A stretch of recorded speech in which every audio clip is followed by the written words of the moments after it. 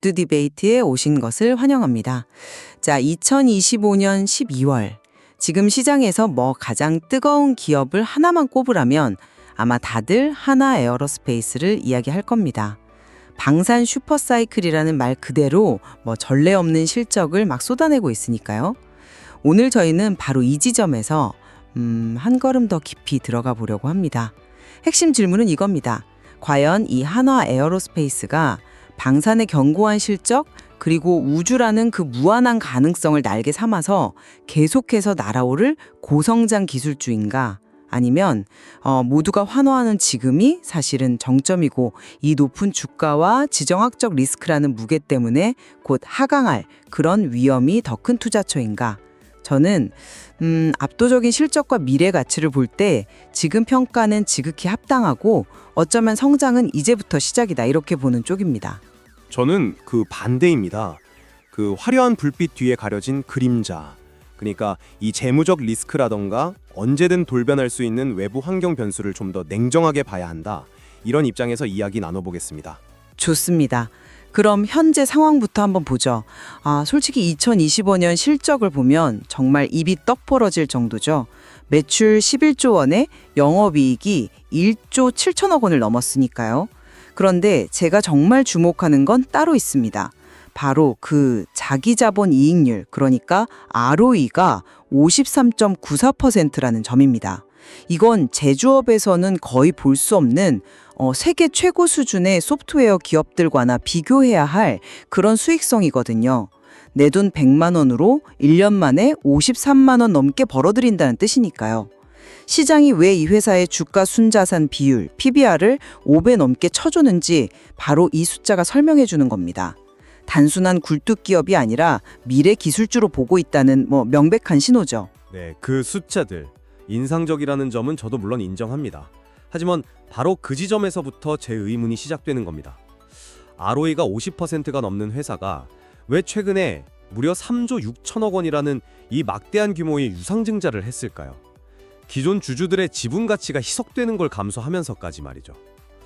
이 점이 바로 재무 건전성에 대한 제 첫 번째 질문입니다. 아주 핵심적인 질문이신데요. 그 부분을 설명하려면 이 회사의 독특한 재무 구조, 바로 착한 부채라는 개념을 이해해야 합니다. 부채 비율이 281%라고 하면 다들 겁부터 먹지만 그 내용을 뜯어보면 전혀 다릅니다. 이걸 쉽게 비유하자면요.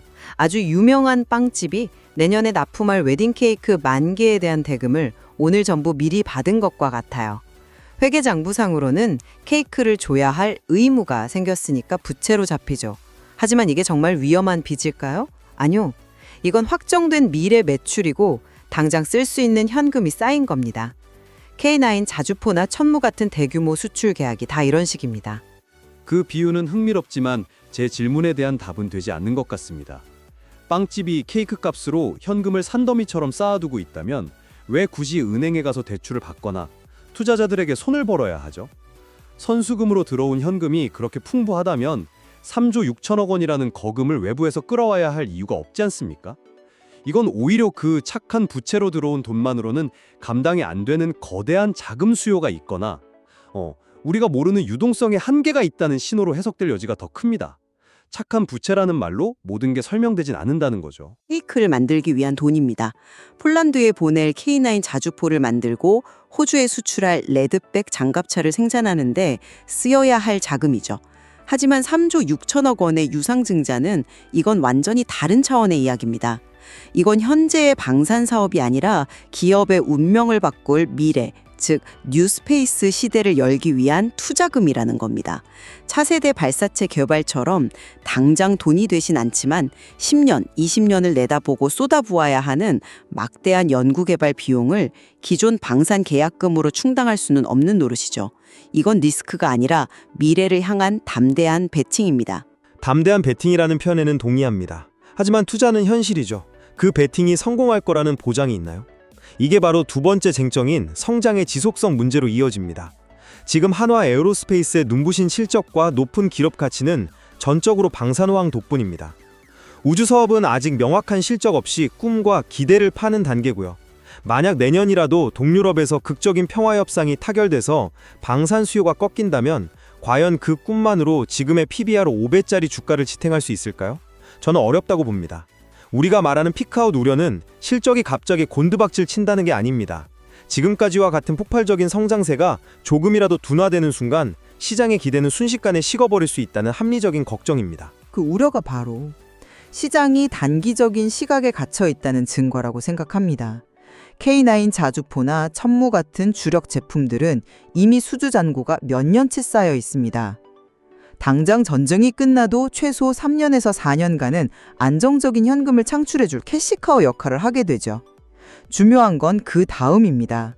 이 3, 4년이라는 시간 동안 시장의 관심과 기업 가치를 평가하는 기준은 자연스럽게 방산에서 우주로 옮겨갈 겁니다. 이미 차세대 발사체 사업 주관사로 선정됐고 위성통신 분야로도 발을 넓히고 있거든요. 이건 단순한 사이클의 정점이 아니라 방산이라는 1단 로켓을 성공적으로 분리하고 우주라는 2단 로켓을 점화하는 바로 그 과정에 있는 겁니다. 이 거대한 전환에 대한 기대감이 없다면 PBR 5배는 설명이 안 되죠. 그 전환 과정이 순조로울 거라는 보장이 없다는 게 문제의 핵심입니다. 말씀하신 캐시카우가 버텨주는 동안 우주 사업이 확실한 성과를 내야 하는데 이건 정말 어려운 과제입니다. 일론 머스크의 스페이스X조차도 수많은 실패와 천문학적인 자금을 쏟아부은 끝에 지금의 자리에 올랐어요. 한화 에어로스페이스가 그 길을 똑같이 갈 수 있을까요?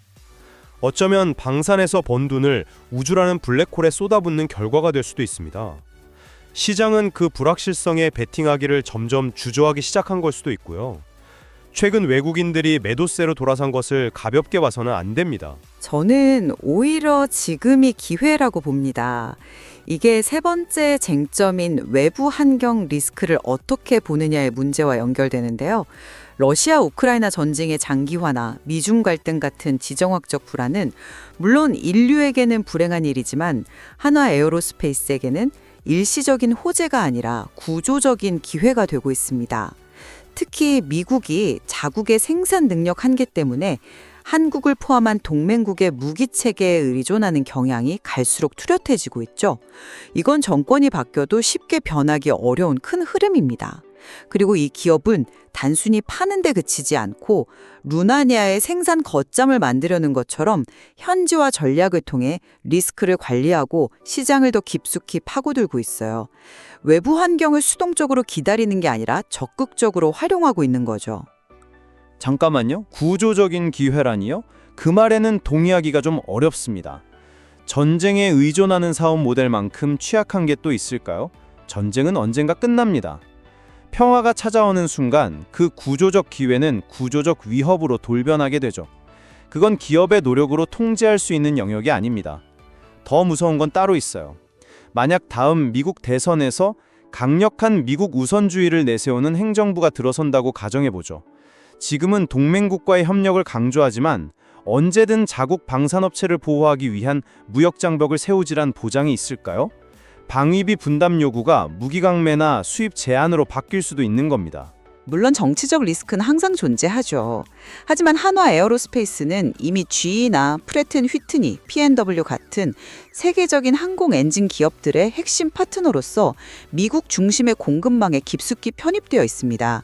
단순히 완성품을 수출하는 관계가 아니기 때문에 정치적인 변동으로 쉽게 내쳐지기 어려운 구조적 안정성을 이미 확보했다고 봅니다. 그게 바로 수십 년간 쌓아온 기술력과 신뢰의 힘이죠. 그 공급망 자체도 지금 흔들리고 있지 않습니까? 미중 무역 갈등이 격화되면서 히토류 같은 첨단 무기의 필수 소재 공급망이 무기화되고 있어요. 아무리 수주를 많이 받고 기술력이 좋아도 핵심 부품이나 원자재 하나를 구하지 못하면 공장 전체가 멈춰서는 게 제조업의 현실입니다. 이런 글로벌 공급망 리스크야말로 한 기업의 노력만으로는 해결하기 거의 불가능한 가장 근본적인 위협이라고 생각합니다. 화려한 수주 실적에 가려져 있지만 이 위험은 항상 도사리고 있는 거죠. 자, 제 입장을 좀 정리해 보겠습니다. 한화 에어로스페이스는 경이로운 수익성, 몇 년치 일감이 쌓인 견고한 수주 잔고, 그리고 우주라는 거대한 미래 성장 동력까지 이 세 가지를 모두 갖춘 보기 드문 기업입니다. 지금 이야기되는 재무나 외부 환경 리스크는 성장의 과정에서 나타나는 자연스러운 잡음이며 충분히 관리 가능한 수준이라고 봅니다. 오히려 이런 우려들 때문에 주가가 잠시 주춤하는 지금이 이 기업의 장기적인 가치를 믿는 투자자에게는 다시 없을 매력적인 기회가 될 수 있다고 봅니다. 시장은 이미 이 기업을 미래 기술주로 보고 그 가치를 매기고 있습니다. 제 생각은 다릅니다.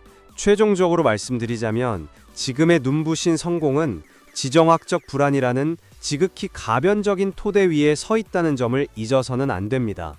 착한 부채라는 말 뒤에 숨겨진 거대한 외부 자금 조달의 필요성은 재무구조의 잠재적 불안정성을 보여주고 방산 슈퍼사이클이라는 순풍이 언제 역풍으로 바뀔지는 아무도 예측할 수 없습니다.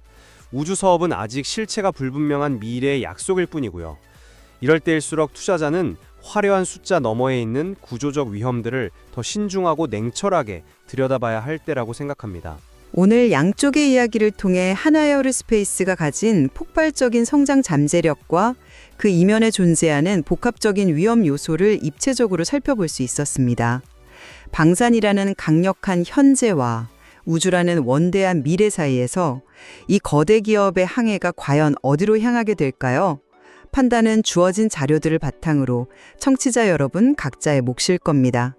탐구할 내용은 자료 속에 더 많이 남아 있습니다.